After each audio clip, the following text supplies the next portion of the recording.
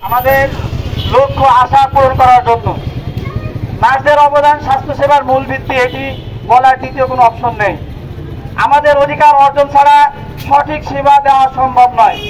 মনে রাখবেন, আমাদের অধিকার শুধু আমাদের জন্য নয়, পুরো সমাজের জন্য। আমাদের কাজের মর্যাদা এবং অধিকার নিশ্চিত করলে রোগীরা সর্বোচ্চ সেবা পাবে ইনশাআল্লাহ।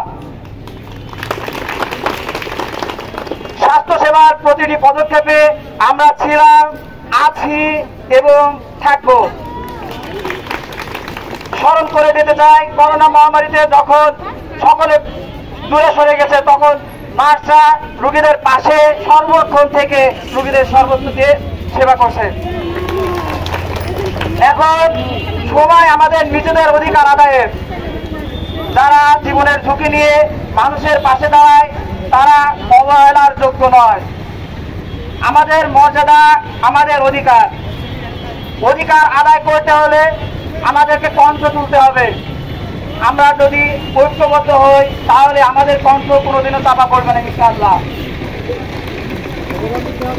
সাফল্য তাদেরই প্রাপ্য যারা স্বপ্ন দেখে এবং তা বাস্তবায়নের জন্য কঠোর পরিশ্রম করে।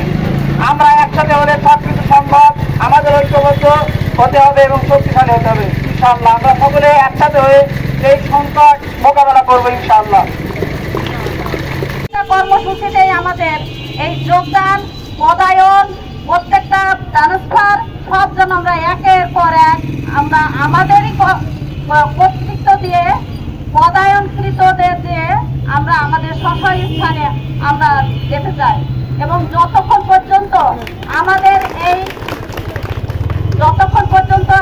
এই লক্ষ্যে আমরা না পৌঁছাবো ততক্ষণ পর্যন্ত আমরা একের পর এক কর্মসূচি দিয়ে যাব ইনশাআল্লাহ।